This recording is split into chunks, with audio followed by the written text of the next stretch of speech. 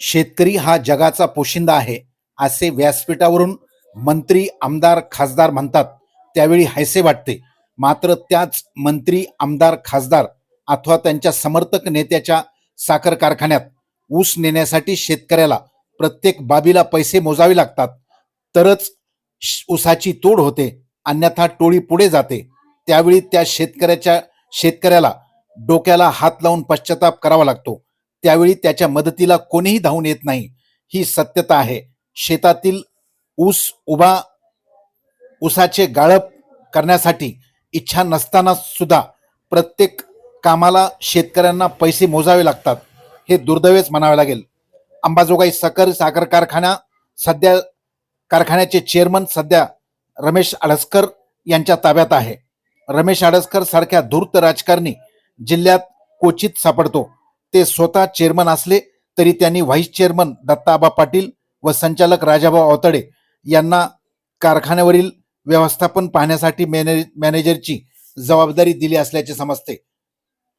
त्यामुळे पाटील व अवताडे रात्रंदिवस कारखान्यावर बसून व्यवस्थापन सांभाळत आहेत.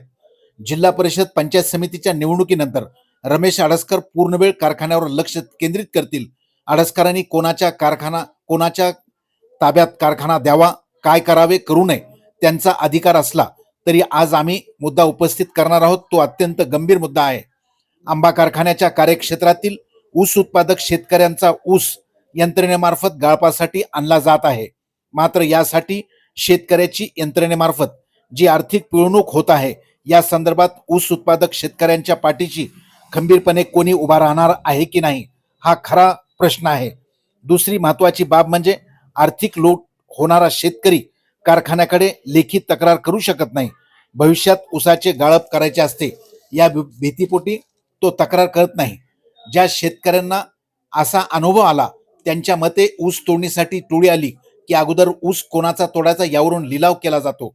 जो शेतकरी जास्त दर सांगेल पहिला कोयता त्याच्या ऊसाला लागतो. कमीत कमी 5,000 रुपयाचा एकरी दर असल्याचे समजते.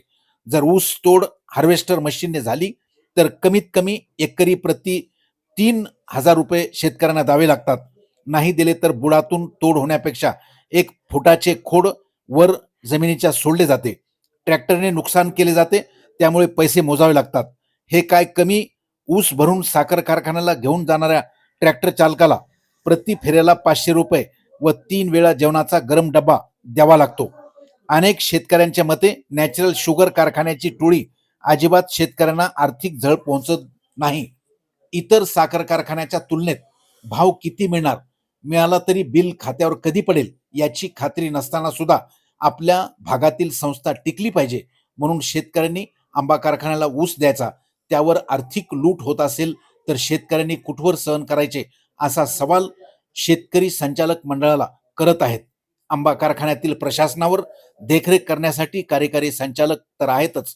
अडसकरांचे विश्वासू अनेक वर्ष प्रभारी एमडी राहिलेले साखरे सोबतील आहेत. हे काय कमी होते? चेअरमन रमेश अडसकर यांनी व्हाईस चेअरमन व दत्ताबा पाटील, संचालक राजाभाऊ अवताडे यांना संचालक मंडळाच्या वतीने मॅनेजर पदाची जबाबदारी दिली.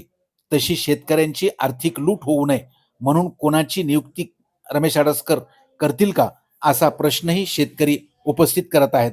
बघूया या संदर्भात चेअरमन रमेश अडसकर काय भूमिका घेतात की नाही.